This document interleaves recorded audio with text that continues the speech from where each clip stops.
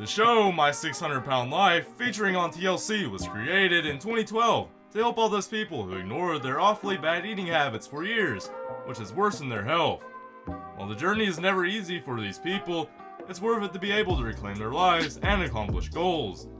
They've previously given up on most of these people who are insanely overweight and have even had some insane moments during their extremely difficult process of getting their lives together. With that said, let's take a look at 7 My 600 Pound Life moments that went insane. But before we begin, make sure you subscribe to the channel. Also, don't forget to hit the bell icon so that you don't miss out on anything. Number 1, Lisa Fleming. She suffered from weight problems since she was a child and became worse after the murder of her brother. After being admitted to the hospital for a few months and being on a strict diet, she lost 87 pounds, putting her at 617 pounds. She was then discharged to her apartment to continue to lose weight on her own. Unfortunately, this success was short-lived due to the fact that when she was discharged from the hospital, her daughter Danielle could not be there to control her mother's food intake, and instead, Lisa's boyfriend moved in to take care of her. Herbert became subject to Lisa's manipulation and fed her all the foods she should not have been eating, reversing her weight loss and subsequently gaining 29 pounds. Fast forward 6 months after the airing of her episode, Lisa passed away at the age of 50. Number 2, Stephen Asante. Stephen is probably one of the most controversial stars that My 600 Pound Life has ever seen.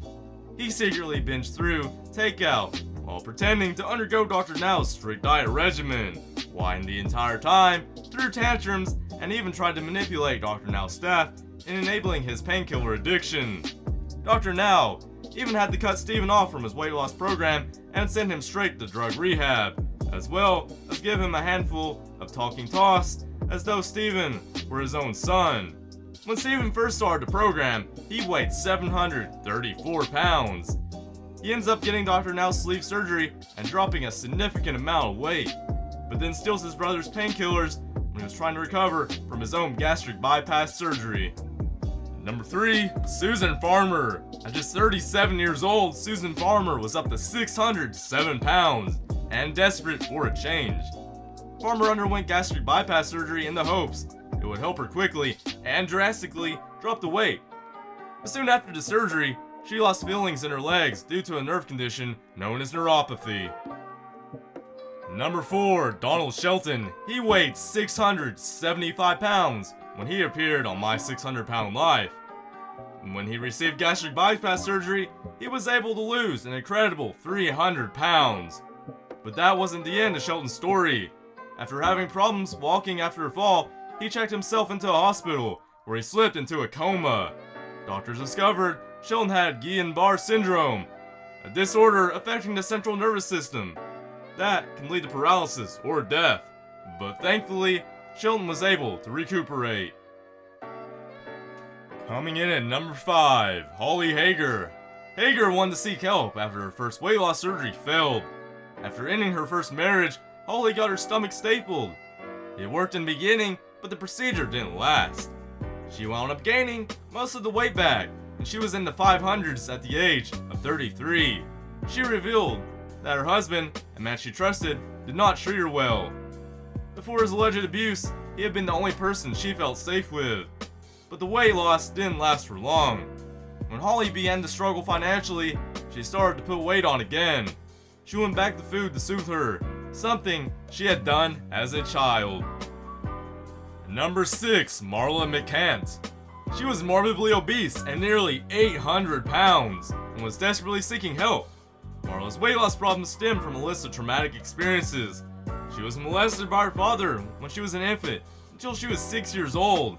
During an altercation with her high school sweetheart, Marla was abducted and held at gunpoint by her ex, which traumatized her greatly. Even worse, her former lover was on the loose for a while after being caught and arrested. The entire ordeal and its aftermath caused Marla to engage in emotional eating. During this time, Marla was already unable to move from her bed, and even simple tasks such as getting up and cleaning herself became next to impossible unless one of her 3 daughters helped her. Last on our list is number 7, Tracey Mathews. Tracey began her story at a peak weight of 606 pounds. Unusually though, the overwhelming majority of Tracey's weight came from her legs, where massive lymphedema swellings had her left almost completely unable to walk. Compounding matters was the fact that Tracey also suffered from cellulitis infections. Because Tracey's legs were far too swollen for her to sit, even in the biggest seat in a conventional car, she had to sit in the way back of the van that she had her family use for the journey.